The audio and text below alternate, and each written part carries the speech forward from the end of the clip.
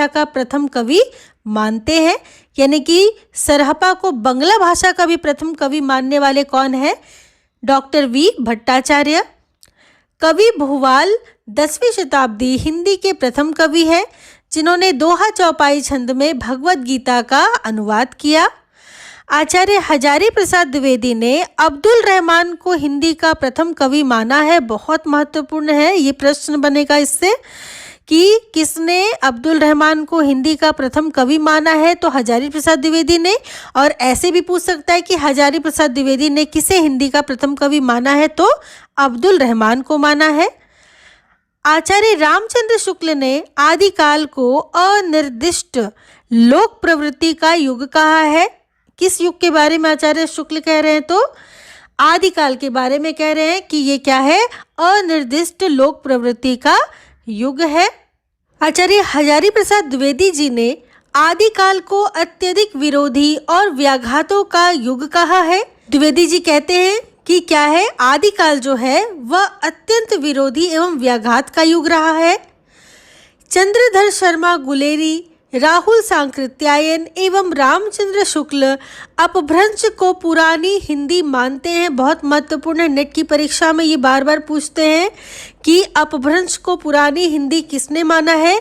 तो गुलेरी जी ने भी माना है, राहुल सांकृत्यायन ने भी माना है और रामचंद्र शुक्ल ने भी माना है कि अपभ्रंश क्या है? एक तरह से पुरानी हिंदी है। आगे देखेंगे, आचार्य हजारी प्रसाद द्विवेदी और रामविलास शर्मा अपभ्रंश को हिंदी से पृथक मानते हैं। तो यहाँ पर अपभ्रंश को हिंदी से अलग मानने वालों में हजारी प्रसाद द्विवेदी और रामविलास शर्मा हैं, जो मानते हैं कि अपभ्रंश से हिंदी क्या है? अलग है।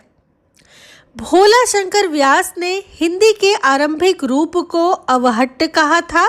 बहुत महत्वपूर्ण है, प्रश्न बनेगा इससे कि हिंदी के आरंभिक रूप को अवहट्ट किसने कहा था?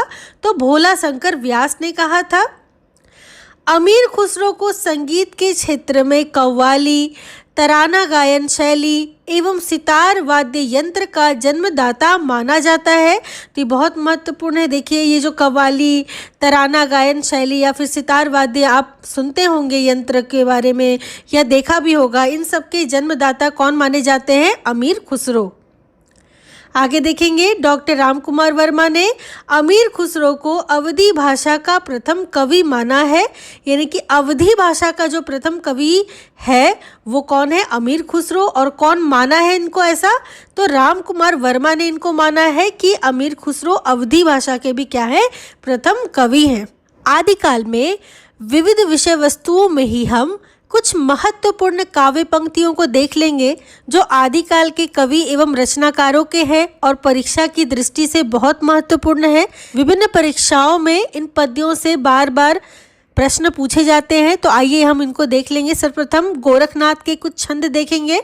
9 लख पातरी आगे नाचे, पीछे सहज अखाड़ा, ऐसे मन लो जोगी खेले, तब अंतरी बसे भंडारा। आप एक चीज़ ट्रिक से देख सकते हैं कि गोरखनाथ जो नाथ पंथ है उसमें 9 नाथ है, हमने आगे पढ़ा भी था। यहाँ देखिए 9 लख, इससे आप ट्रिक कर सकते हैं कि 9 लख देखें तो ये नाथ की बात आती है। और गोरखनाथ ने इस छंद की रचना की है कि 9 लख पातरी आगे नाचे, पीछे सहज अखाड़ा, ऐसे मन लो जोगी खेले, तब अंतरी बसे भंडारा। आप जोगी से भी गोरखनाथ का ट्रिक बना सकते हैं। आगे देखेंगे,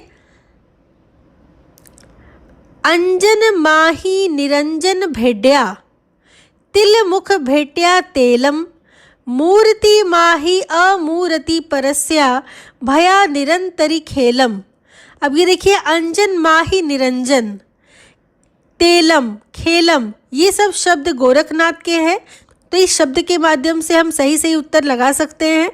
आगे देखेंगे, नाथ बोले अमृत वाणी। नाथ कहने से ही आपको समझ जाना है कि ये क्या है? गोरखनाथ का है। बरी शैगी कवली पानी, गाड़ी पडरवा बांधी ले खूंटा, चले दमामा वजीले ऊंटा। ठीक है, तो जैसा कि मैंने बताया कि नाथ से भी आप इसको ट्रिक कर सकते हैं कि ये नाथ पंथ अर्थात गोरखनाथ का है। आगे देखेंगे, गुर कीजे महिला निगुरा ना रहिला, गुरु बिन ज्ञान न पैला रे भैला। अर्थात गुरु के बिना ज्ञान नहीं हो सकता है। ये गोरखनाथ की पंक्ति है। अवधू रहिया हाटे बाटे, रूस विरस की छाया, तजिबा काम क्रोध लोभ मोह संसार की माया। तो ये जो अवधू है, इससे आप गोरखनाथ के बारे में ट्रिक बना सकते हैं। और काम क्रोध लोभ मोह संसार की ये सब माया है, ये गोरखनाथ बताते हैं, ऐसा भी कर सकते हैं याद। आगे देखेंगे, स्वामी तुम ही गुरु गोसाई, अम्हे जो शिव सबद एक बूझिबा, निरारंबे चेला कूण विधि रहे, सतगुरु होई सब पूछिया कहे। कहते हैं गोरखनाथ की क्या है, गुरु गोसाई शिव सबद एक बूझी बात। तो ये क्या है, शिव और सबद सब एक समान है, गुरु गोसाई के समान है। तो इस तरह से आप एक ट्रिक से आप याद कर लीजिएगा। महत्वपूर्ण पंक्तियां हैं ये सब। आगे देखेंगे, अभी अंतर की त्यागे माया। ये वाली पंक्ति बहुत महत्वपूर्ण है, नेट की परीक्षा में बहुत बार पूछी गई है कि अभी अंतर की त्यागे माया किसका कथन है। तो ये त्यागे माया तो गोरखनाथ का कथन है। आगे देखेंगे, दुबध्या मेटी सहज में रहे। ये किसकी पंक्ति है, गोरखनाथ की। जोई जोई पिंडे सोई ब्रह्मांडे, बहुत महत्वपूर्ण है ये पंक्ति। ये भी नेट की परीक्षा में पूछी जाती है कि जोई जोई पिंडे सोई ब्रह्मांडे किसकी उक्ति है, तो गोरखनाथ की है। आगे देखेंगे, अवधू मन चंगा तो कठौती में गंगा। ये कहावत तो आपने बहुत सुना होगा, लेकिन आपको शायद आज पता चल जाएगा कि ये किसकी है। तो ये छंद किसका है, गोरखनाथ का है। अवधू मन चंगा तो कठौती में गंगा। आप देखिए, ये अवधू जो शब्द है, गोरखनाथ की उक्तियों में बार बार शब्द ये आ रहा है, तो आप इससे भी याद कर सकते हैं ट्रिक बना के। आगे देखेंगे, कुक्करिपा के छंद। हाउ निवासी खमण भतारे, मोहारे बिगो आकहण ना जाई। दूसरा है, ससुरी नींद गेल बहुड़ी जाग। तो ये सब कुक्करिपा के छंद हैं। आगे देख लेंगे कुछ छंद जो पृथ्वीराज रासो से हैं और बहुत महत्वपूर्ण है। राजनीति पइये ज्ञान पइये सुजानिय, उक्ति जुगति पाइये, अरथ घटी बढ़ी उन मानिया। ये देखिए, राजनीति आपने पहले पढ़ा था, मैंने पिछली वीडियो में आपको पढ़ाया था कि पृथ्वीराज रासो को एक राजनीतिक महाकाव्य माना जाता है। तो इस राजनीति से आप ट्रिक लगा सकते हैं कि ये पृथ्वीराज रासो में आई हुई उक्ति है। आगे देखेंगे, उक्ति धर्म विशालस्य राजनीति नवरसम, खट भाषा पुराणम च कुराणम कथिम मया। यहाँ पे भी राजनीति शब्द आया जो कि पृथ्वीराज रासो में है। ठीक है, आगे देखेंगे, कुट्टिल केस सुदेश पोह परिचित ताट, पिक सद कमल गंध बटा संद, हंस गति चलित मंद मंद।